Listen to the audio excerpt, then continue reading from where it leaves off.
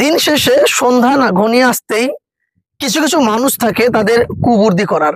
ঠিক একই ছবি মুর্শিদাবাদ জেলার রানীতলা থানা এলাকায়।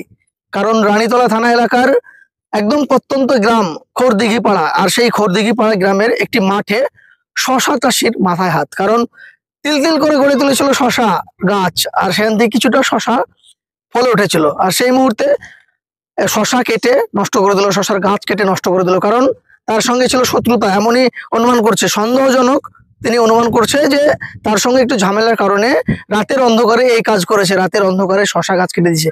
তবে একটা প্রশ্ন, কেন মানুষ গাছের সঙ্গে এমন কাজ করে? কেন মানুষ বোঝে না গাছ মানুষের প্রাণ? আর সেই জায়গায় দাঁড়িয়ে যে ফসল থেকে আমরা কিছু অন্ন পাই, মুখে খাবার তুলে দেয় যে ফসলগুলো, সে ফসলগুলো কেন নষ্ট করে দেয়? এমনই প্রশ্ন যখন ঘুরপাক খায় সেই এলাকায়, মানুষের মধ্যে যখন এইসব প্রশ্ন যখন ঘুরপাক খায়, সেই জায়গায় দাঁড়িয়ে আজ ঠিক আবারও একই ছবি। কারণ শশা গাছ কেটে নষ্ট করে দিল, অনেকটা জমি শশা গাছ কেটে কিন্তু নষ্ট করে দেয়, এমনই কিন্তু অভিযোগ উঠছে খড়দিঘিপাড়া এলাকার একটি মাঠ। কারণ মাঠের ছবি প্রকাশ্যে জানিয়ে দিচ্ছে যে কেউ শত্রুতার কারণে কিন্তু এই ঘটনা ঘটিয়েছে। বইয়ের অর্ধেকটা শশার গাছ কিন্তু নষ্ট করে দিয়েছে। যদিও আমার পঞ্জরে দাঁড়িয়ে আছে সেই চাষি ভাইটি, আমি তার কাছ থেকে জানবো আসলে কি হয়েছিল। আচ্ছা, আপনার শশা গাছ বলতে কিভাবে নষ্ট হলো একটু আমাদের দর্শককে জানান। আমার সঙ্গে একজনের একটু রাগারাগি হয়, জল ছাঁচা নিয়ে ঝামেলা হয়েছিল। সে বললো যে তুই কিভাবে 2 কিলো শসা বিক্রি করবি সেটাই আমি দেখবো, তুই দেখবি, তোকে বিক্রি করতে দেবো না। তারপরে তখন এই কেস। তার কতদিন পরে ঘটনা ঘটেছে? হইলো মোটামুটি মাস দেড়েক। থানাতে লিখিত অভিযোগ করেছেন? না। আজকে কাগজ জমা দিয়ে আসেননি? হ্যাঁ, সকালে দিয়ে এসছি জমা থানাতে। হ্যাঁ। পুলিশ কেস ছিল? পুলিশ এসেছিল, এসে দেখে গেছে। আচ্ছা, এই কতটা আপনার জমি নষ্ট করেছে অনুমান করছেন? 10-11 কাঠা হয়। এই জমিটা কিভাবে গড়ে তুলেছিলেন? মানে টাকা কোথায় পেয়েছিলেন শশাটা? টাকা আমি গয়না বন্ধক দিয়ে জমিটা নিয়েছিলাম বন্ধকে। এটা আপনার নিজের জমি না? না, আমার বন্ধকের জমি। এটা আমার বন্ধক। বন্ধকের জমিতে শশা ফলিয়েছিলেন? হ্যাঁ। আর সেই শশা নষ্ট করলো কারোর উপর সন্দেহ হচ্ছে? ও যার সঙ্গে হয়তো আমার ঝামেলা হয়েছে, আমার সন্দেহ তার উপরেই। আচ্ছা, একজনের না দুজনের? কেউ করবে না, ওরাই 2 ভাই ছিল। ও 2 ভাইয়ের উপর সন্দেহ হচ্ছে। কি নিয়ে মূলত ওদের সঙ্গে ঝামেলাটা হয়েছিল? জমির জল ছাঁচা নিয়ে। আমি বলেছিলাম যে তোমরা ধানের ভুঁয়ে জল সেচছো, তো তোমরা আলটা ঘিরে নাও। বলছে আমি তোর ভুঁয়ে ফেলতে যাচ্ছি না, যার ভুঁয়ে ফেলছি সে ঘিরে নেবে।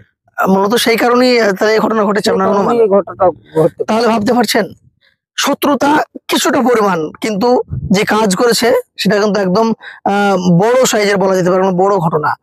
আর সেই ঘটনা কিন্তু প্রকাশ্যে গয়না বন্ধক দিয়ে তিলে তিলে গড়ে তুলেছিল এই জমি, আর সেই জমিতে কিন্তু শশা ফলিয়েছিল। আর সেই জমির আজ এই হাল দেখতে পাচ্ছেন। সেই ছবি কিন্তু আমরা সরাসরি যদিও ক্যামেরার মাধ্যমে দেখানোর চেষ্টা করছি। ছোট ছোট শশা, আর সেই শশা যেমন এই মুহূর্তে শশা উঠবে, আর সেই মুহূর্তে কিন্তু শশার গাছ কেটে নষ্ট করে দিয়েছে সেই দুষ্কৃতীরা।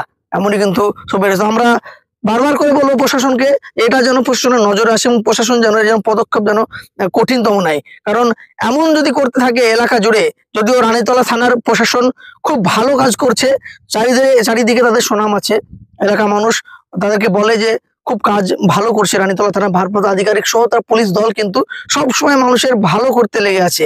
সেই জায়গায় দাঁড়িয়ে যদিও পুলিশের এখানে কোন রকম এই নেই, তো পুলিশকে যেহেতু কমপ্লেন দেওয়া হয়েছে, তারপরে বলো প্রশাসনিক আধিকারিকদের একটু যেন তদন্ত করে যেন এর জন্য কঠিনতম যেন শাস্তি দেওয়া হয়। কারণ এমন চলতে থাকলে কিছুদিন পর মানুষ না খেতে পেয়ে মারা যাবে। কারণ গরিব মানুষ কিছুটা সংসারে হাল ধরতে এমন করে রেখেছিল, ফসলটা গড়ে তুলেছিল, আর সেই ফসল কিন্তু আজ এই অবস্থা।